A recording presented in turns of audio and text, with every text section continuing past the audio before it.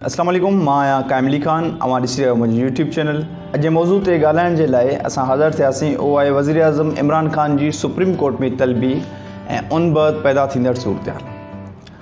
अॼु ताईं मुल्क जी तारीख़ में जिन वज़ीर आज़म खे अहल अदालत में तलब कयो वियो उन जो अंजाम को ख़ासि बहितर साबित न थियो। उन्हनि वज़ीर आज़मनि खे माज़ी में पंहिंजा उहिदा विञाइणा पइजी विया। हाणे इमरान ख़ान जे लाइ बि हिकु अहिड़ी सूरत पैदा थियण वञी रही आहे जेका मुश्किल खां मुश्किल तर आहे। छो जो त इमरान ख़ान खे अहल अदालत पारां वाज़े हुकम ॾिना विया आहिनि त APS साने में मुलवस तमामु सियासी ऐं अस्करी क़यादत जे अहिला शख़्सियतनि जे ख़िलाफ़ु कार्रवाई अमल में आंदी वञे जेके इन वाक़े जा ज़िम्मेवार आहिनि। इन हवाले सां असां पाकिस्तान जी तारीख़ ते नज़र दौड़ायूं था त असांखे ख़बर पए थी त मुल्क जी तारीख़ में जिन वज़ीर आज़मनि खे अदालत में तलब कयो वियो उन्हनि खे पंहिंजा उहिदा विञाइणा पइजी विया। उहो चाहे नवाज़ शरीफ़ हुजे या पाकिस्तान पीपल्स पार्टी जो वज़ीर आज़म यूसुफ रज़ा गिलानी हुजे। लिहाज़ा वज़ीर आज़म इमरान ख़ान जी सुप्रीम कोर्ट में तलबी बैदि इहे सवाल था पैदा थियनि त वज़ीर आज़म इमरान ख़ान जी बि माज़ी जे वज़ीर आज़म जहिड़ो हशर थींदो या वज़ीर आज़म इमरान ख़ान बची वेंदा। क़ानूनी माहिरनि जो इन हवाले सां चवणु आहे त साने APS में मुलवस सियासी ऐं अस्करी शख़्सियतनि जे ख़िलाफ़ु वज़ीर आज़म इमरान ख़ान कार्रवाई करण में नाकाम रहिया त संदसि ख़िलाफ़ु फ़र्द जुर्म लागू थी सघे थी। हिते असांखे इहो बि यादि रखणु घुरिजे त अॻूणे वज़ीर आज़म यूसुफ रज़ा गिलानीअ खे सुईज़ अदालतनि खे मुल्क जे सदर आसिफ अली ज़रदारी ख़िलाफ़ु ख़त न लिखण ते फ़र्द जुर्म लागू कयो वियो। वज़ीर आज़म इमरान ख़ान खे अदालत 10 नवंबर ते तलब करे 4 हफ़्तनि जी मोहलत ॾिनी ऐं सरज़निश कई त 4 हफ़्तनि में ज़िम्मेवारनि ख़िलाफ़ु कार्रवाई करे अदालत में रिपोर्ट जमा कराई वञे।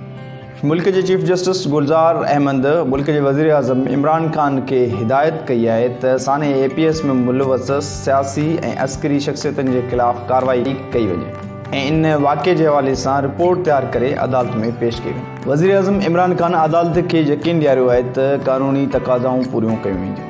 तंहिंखां अॻु 12 अक्टूबर 1999 में मुल्क जे वज़ीर आज़म नवाज़ शरीफ़ खे अदालत में गिरफ़्तार करे पेश कयो वियो।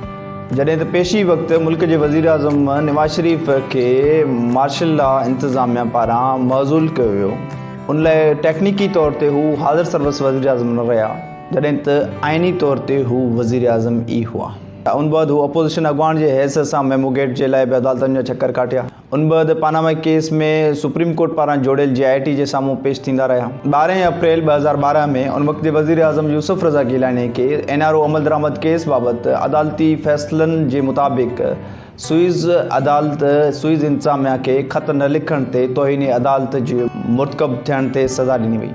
उन वक़्त जे चीफ जस्टिस नासिर अल मलिक जे सरबराही में 7 रुकनी बैच तौहीन अदालत जी ॿुधणी कई जंहिंमें यूसुफ रज़ा गिलानीअ खे 1 मिंट जी सज़ा ॿुधाई वई। जंहिं बैदि सज़ा याफ़्ता हुजण करे हू क़ौमी असेंबली जे मेंबर ऐं वज़ीर आज़म जे उहिदे लाइ नाअहल थी विया। उन बैदि पाकिस्तान पीपल्स पार्टी राजा परवेज़ अशरफ खे वज़ीर आज़म तौरु नामज़द कयो जंहिंखे पिणु अदालतुनि जा चकर काटणा पिया ऐं उन अदालत खे यकीन ॾियारियो आहे त अदालती हुकमनि जी रोशनी में सुईज़ हुकाम खे ख़त लिखंदासीं। उन बैदि राजा परवेज़ अशरफ रेंटल केस में पिणु अदालती चकर काटिया। उन लिहाज़ सां ॾिसूं त इमरान ख़ान ख़ुशकिस्मत आहे जो कि अदालत सिर्फ़ु सरज़निश कई ऐं 4 हफ़्तनि जी मोहलत ॾिनी त इन में अदालती हुकमनि ते अमल दरामद करे अदालत में रिपोर्ट जमा कराई वञे। सुप्रीम कोर्ट पारां साने APS जे ज़िम्मेवार फ़ौजी ऑफिसरनि ख़िलाफ़ु कार्रवाई जे लाइ मुल्क जे वज़ीर आज़म खे सिर्फ़ु 4 हफ़्तनि जी मोहलत ॾिनी वई आहे। हाणे इमरान ख़ान जे लाइ इंतिहाई मुश्किल सूरत हाल पैदा थी वई आहे। APS साने में शहीद थियल मसूमनि वालदेन, अॻूणे आर्मी चीफ जनरल राहिल शरीफ़, अॻूणे ISI जो चीफ जो लेफ्टिनेंट जनरल ज़हीरुल इस्लाम, अॻूणे कोर कमांडर पेशावर हिदायतुर रहमान, अॻूणे घरू वज़ीर चौधरी निसार ऐं अॻूणे वज़ीर आला KPK परवेज़ खटक जे ख़िलाफ़ु ज़िम्मेवारनि में नाकामीअ ते केस दाख़िल करण जो मुतालबो करे रहिया आहिनि।